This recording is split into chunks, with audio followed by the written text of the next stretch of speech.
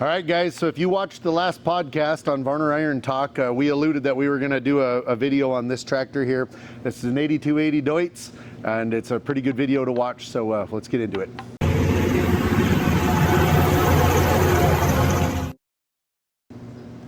All right, guys, so this one here comes out, the reason we're doing this video on it, I kind of allude to it on the podcast. If you were watching our podcast, it'd be episode 4 on Varner Iron Talk. This tractor here kind of has an interesting story behind it. This is one of the cases that we get that is 100% true warranty. A lot of the other stuff that we end up doing under warranty work, sometimes there's some gray area in it. It's a part that failed, maybe it could have been some abuse to the part, could even be some gray area on whether the part should even be covered or not anyway. But this one right here is 100% why you have manufacturer warranty whenever you buy a product and why you want manufacturer warranty. So this tractor came to us and it was missing, I'm sorry, four-wheel drive was not working, so the MFWD was not working on it. We originally went out and did a service call on this tractor. This tractor belongs in Yuma, and we were over there, and when we were working on the tractor, or when we went over to look at it, we completely thought it was going to be in the front axle. We thought we were going to have a problem with a snapped axle shaft, a differential, a drive line, a planetary, something in the front end was going to be causing why we had no four-wheel drive on this big tractor. Once we got there, right away, our technician, he knew right away that it was not in the front axle, it was in the rear end housing here. And the reason being on that, you could lift the front end off the ground and you could spin the tires and everything turned all the way back into the transmission, but would not work from the rear end out towards the front end. And everything electrically was working. The valves were shifting, the buttons were, you push the button, the lights come on in the dash, we had good pressure down there, everything was working there, but something wasn't spinning here in the rear end of the tractor. So we hauled this tractor over here to get it tore down. You can kind of see behind me, this is a heck of a job. This tractor has this top cover that goes over here. There's like a foot or close to 100 steel lines that run up on top of this, plus all that wiring kind of gets draped in over the top of it. And the cab's outside, but we put a bunch of this back together. I didn't get to do this video as quick as I wanted, but we had these axle shafts were all off, the brakes were all off of it. And then if you look up the back of that housing right here, we had the differential was all out of it. And the very last piece that you get to on here is, Chandra, I'm gonna have you look right up in here, go underneath that ring gear. Do you see that big shiny shaft right up there? Yep. That shaft is the MFWD four-wheel drive shaft. And when we took this tractor apart, or actually we didn't take it apart, before we took it apart, Devin had pulled the suction screen off the side of it, and when he looked up inside, there was a bearing laying down inside the housing there. And so right away it was like, well, we got something wrong, there's no point even screwing with it, we might as well just get it ripped apart. So Chandra, if you come around here to the front, if you look in here, this is your MFWD drive clutch. So it sits right up here in the front end of the tractor. This whole part right here is that drive clutch. And I wanted to show you because the part that failed is actually behind this. And I didn't get it done before we got there. But anyway, this is the part we were after, but in order to get this out, you can't take this out unless you have the pinion out of it. And to get the pinion out, you gotta have the ring gear out. And to get the ring gear out, you gotta have the axles off, and you gotta have the PTO off the back, and you gotta have the auxiliary valve stack off of it. And it's a pretty big job to get all that out of there. But what ended up happening is underneath this clutch pack, it looks just like this. There's a big nut, just like this one here, but there's another stub shaft down there and it has a big nut on it. And this is the nut that actually came out of this tractor. I don't remember the exact number of what this torqued down to, but anyway, that little shaft that we just showed you in the back comes through the back of the housing. 2 tapered bearings go in there. This big nut was on it, holding the preload on those bearings. Then there's a drive gear that if she looks down inside of here from the top, there's a drive gear down inside here, be this one right here, that drives that little idler gear. And then there's another gear down in there that actually turns that shaft that we seen from the back. And the whole problem with the whole entire thing, this is the nut that was in there. When you torque this nut, it's got 2 grooves in the shaft that you're supposed to take a punch or a chisel and stake this nut down so that this nut can't come undone. And as you can see, whoever put this together never staked it. So this tractor's got over 5,000, or it's going to roll over 5,000 hours here. It took 5,000 hours to come off, but it dang sure did. And this was just laying down there in the bottom, and that shaft had slid out the back, and the bearings had fallen down, and those two gears, luckily those two gears just fell over out of the way. And nothing, they chewed them up a little bit. There was some dings in them, but it didn't damage anything else in there. And you could have actually put it right back together. I mean, this nut threaded on the shaft just perfectly fine. There was no issues with that. But all this was because whoever assembled this forgot to stake this nut way down deep in here. And so now what Devin's working on to do this is he's got the four-wheel drive clutch all back in it. He's got the pinion and the ring gear all back in it. He's got the brakes all back in it. He's got the axle housings all back in. Where he's going to be going next on this is there's a big valve body that goes up on top of this plate that he's going to put on here that covers all this up. Then over there, I don't know if you can see it, Chandra, in front of that tractor, there's a big stack of big heavy parts over there in front of that red tractor. And that's going to be, yeah, there you go, that stuff over there. That's going to be, when you put up here, this tractor has the PTO bolts onto the back. Your main PTO drive mechanism is all right here. And then the whole tower that has all of your auxiliaries, your isobus plugs, your power beyond hydraulic fluid, all that bolts onto here. And then the drawbar mount and everything gets put back on it so that we can put the drawbar back in to get the split and stand back under it. If he gets all that back on, then we're finally ready to join this backed up to the rest of the tractor, and then he's just got a ton of hookup to do on that. But guys, this is a job that I think we had close to 70 hours to get it to this point in the tractor now, and we'll have another probably close to 60. Maybe 70 to finish putting this together from this point. So this is one of them when guys see these massive repair bills and they look at it and see like, oh my goodness, I can't pay $40,000 for a repair or $35,000 for a repair. This one here didn't hardly need any parts. It needed some new bearings, it needed a shaft and a nut and 2 gears, and then the rest is all just O-rings and gaskets and seals to put it all back together. But if you had to buy the ring gear and the differential, and you had to do all the labor to get down to do this, plus do the differential or something, you'd have a big time bill in it. But that's what it takes whenever you're getting into here to do this. This is not a job that if you don't know what you're doing, you don't want to be in here doing this, because there's a lot of stuff that got to get hooked up. And the bad part is, when you hook all of those steel lines all back up and you hook all of those electrical connections back up, you can't test anything on this until the cab's back on. So you have to have this thing pretty much, the fuel tanks have to be back on to test it, because the def is in the fuel tanks. So in order to test this, the only thing you could probably leave off is the wheels, the rear wheels. And you could test it and look for leaks and stuff like that you left a fitting loose. So this is one of them guys, if you do this repair and you just happen to miss a steel line and you didn't get a steel line tied up under there, you might not even be able to get to it with the cab back on.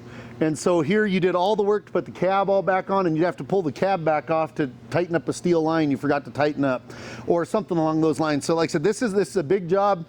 Hopefully we'll have this one done probably here in a week. We'll have this one finished up. When we get it done, I'd like to do a little video on it so you guys can actually see it. It's a big tractor. It's very similar to the size of this one sitting right here. This is a little bit bigger. That's a 9340, and this is an 8280. But this tractor here is going to, like I said, a big job, and it was all for a nut that got put on the shaft, and whoever put it together at the factory, if it was 5 o'clock and quitting time and they had plans, or they got a phone call and their wife was having a baby, or whatever the problem was, or whatever happened, they forgot to stake that nut, and she sure came apart. And good deal. This one did have warranty on it, so warranty's paying for this customer, and we'll have it back together here, like I said, about a week, and then we'll have this one back out so they can take it back out and go back to work with it. But interesting little project. Not everybody gets to see this. Not everybody gets to see jobs like this, especially on DEUTZ. There's not a lot of guys that do them, but it's kind of a cool system to see. And well, like I said, when we get it together, we'll try to have something that we can show you the finished product when it's back together and it's running around. But guys, if you like the type of content we do, we'd love to hear from you. Leave us a comment. Leave a comment down below in the post. We try to respond to all those comments. We look at them, we read them, we try to respond to them if we can for you. Subscribe to our YouTube channel. Subscribe, hit the little bell for notifications whenever we post a new video on there.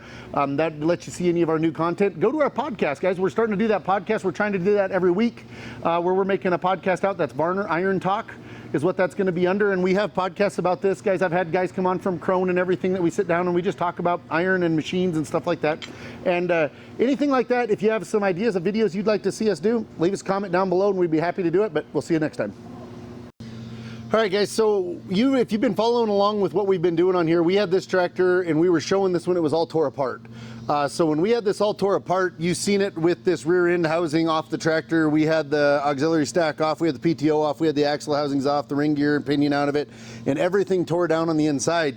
And I made the comment that there was like it looked like somebody just took a bunch of spaghetti and threw it up here on top of this thing for what it's got for lines and everything in here. So we're gonna do a couple little videos on it so we can kind of show what is entailed when you start talking about taking all this off. So we stopped right here, and the guy that's doing the work on this one, he went to lunch right now, and we're gonna do a little video on it, and then we're gonna do a couple more videos once we get everything ready to put the cab on. And so what you're seeing right now, when we took that last video, you've seen everything from right here back. There was none of this stuff up on here. And then all of these lines that come up and over the top of there, none of this was here. If you look down on this side, none of this, these pumps, those valves, those lines, none of that stuff was on here. And then I'm gonna have Chandra here in a second come over to this other side, because this tractor has 3 stacked pumps right there that sit off to the side of the tractor, and there's also 2 more stacked pumps over here on this side. So this tractor has pump upon, and actually I said 3, but I think there's only 2 over there. I think there's 3. Anyway, but there's 2 more big stacked pumps over on this side. So there's a ton of pumps on this thing. There's a ton of steel lines, there's a ton of wiring, and there's a ton of air that gets put on here. So the next step after this is when she comes over here, you're gonna see this big massive chunk of wiring that's over here hanging on the side. He's gonna start routing that wiring all up and over the top of this, and when you put the wiring on, it gets a lot more encapsulated, you could say. And then there's a bunch of air stuff that gets put on here, tanks and valves that this tractor has a lot of stuff run on it. There's glad hands on the back, just like a semi, that you could run air and stuff with. So what you're gonna see is when we put all that air on, there's gonna be a bunch of stuff that goes inside the wheels, the tanks and all that goes with it, and a bunch of stuff that comes up in here over the top. We'll bring you back and we'll show you both of those before we set the cab back on it, so you can kind of look at it and you could see that once this thing has the cab on it and has the wheels on it, it's very inaccessible. This whole section right here is very, very, very inaccessible. Right now, if you could run the tractor and you had a leak, you could still get in there and tighten down some fittings and you could fix it up. By the time you get all the wiring and you get all the air fittings on here, it gets a lot less accessible. And then once you put the cab on, it really gets a lot less accessible. And when you put the wheels on, it really cuts down. I mean, you can't get to any of this stuff with the wheels on it. So we're gonna kind of show you that, but like I said, I'd like to, it's not every day you get a chance to look at something like this and see what's all underneath here when it's all back together and go from there. So I'm gonna have Chandra come around here and look, and you can see this whole right side of the tractor. You can see on here, you got a whole nother section of stacked pumps coming off the side. There's a split pump drive inside that case that splits, so you got pumps on the right and you got pumps on the left. And then all these steel lines, all of this stuff was off. Big suction line, all that was off. And so I said all these steel lines had to go back on, and there's you can see there's a mess of them on here. And his next job is this whole big mess of wiring that's hanging here. This gets put up over the top of that and hooked all the way back up. It gets draped down here to this computer for the control of the transmission. And then all these little sensors that are on the sides of the pumps, on the sides of the pressure sensors, the 4-wheel drive, all your actuators for your 4-wheel drive, your diff lock, all that's back here in the back, all that gets wiring coming to that. So you're gonna see that all come up next. These fittings that he's got open right here yet, he's gonna cap these off here in a few minutes, and these are all the fittings that go up to the cab. So that's your brakes, your power steering, everything there that comes into that for those. And then that hooks up to the cab when the cab gets set back on. But like I said, it's just kind of interesting to see it. Not everybody gets to see a view like that of it, but you, like I said, once you see with the lines all back on and with the cab and stuff back on, you'll see how kind of inaccessible that all that stuff is whenever you put it back on. The other thing that we were fighting with this tractor when we first brought it in, we took 2 skid steer bucket loads of cow manure that we took out of here off. So when we brought this tractor in, the manure was about this deep through this whole thing, and it was kind of a struggle where you had to clean stuff off and get this stuff and take some fittings off and clean stuff off and cap lines and take stuff off until you finally got down to where we could actually work on what we were getting at, or what we wanted to get at to work on. So you can see on here, he's got little dots trying to just be as diligent as we can that everything is marked from when he put the lines on, but these little green dots that he's putting on everything is that those fittings were tightened when he put them together, so that he knows anything that's got a green dot on it has been tightened up and is ready to go. Shouldn't have a leak, shouldn't have a problem there. All new O-rings on all those face fittings.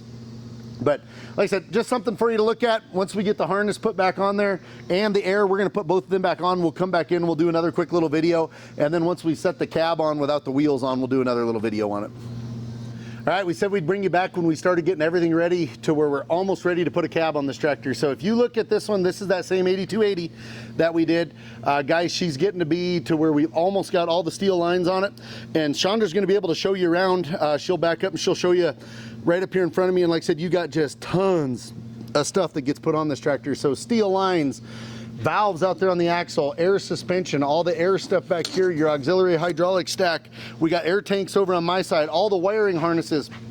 All this is just all over on this tractor. So like I said, if you wanted to see the difference, excuse me, of how it looks now from the sides, like even on this side here, when you start seeing a bunch of the wiring hooked up to it and ready to go, this is what it would look like more if you had just pulled the tires off of it and you had to get in there and start working.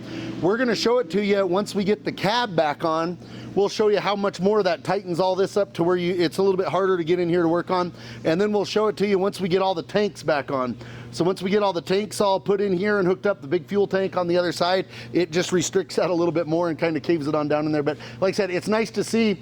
If you remember that big rear end that we had sitting out there with none of this on there, it looked all sorts of open and easy to work on. And now if she'd come in here and look on this, I'll have her look in there and you can kind of see how kind of buried that is now, just with stuff.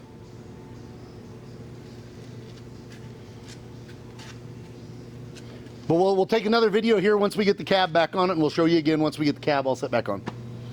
All right, so I told you I'd bring you back when we kind of got everything all on except for the tires. So right now, this side is ready to put tires back on, and we'll kind of show you, before you could kind of see in here and do a little bit with it, but I'm gonna have him kind of show you on a camera now that once you get this cab on and you get all this on there, you can't hardly even see the transmission or the rear end back in there a little. I mean, if you look in here, you can see all them steel lines and stuff back in there. But when you get over in here, you can't see anything. And we ran it. Everything works good on the tractor. Let's go around to the other side. Everything works good on it. We haven't had any leaks yet. And we're about ready to put tires and wheels on so we could go. So now you can see fuel tanks are all back on. And once the fuel tanks are on, it once again just completely covers this up with the cab on. So you can see on this side just a little bit better to get down to the rear end. But once this is all back on here, like I said, there's just not a lot in there that you can see. So hopefully this gives you a little bit to look at. It gives you kind of a good idea what we did on this, what it takes to do it, what kind of went into that. Guys, if you like the type of videos that we make, please subscribe to our YouTube channel. Hit the bell down at the bottom for notifications for whenever we release a new video on it. We'd love to share it with you. Leave us a comment. We read all those. We respond to a lot of them. Leave us a comment on there and I'd be happy to answer any questions that we can on it, but we'll see you next time.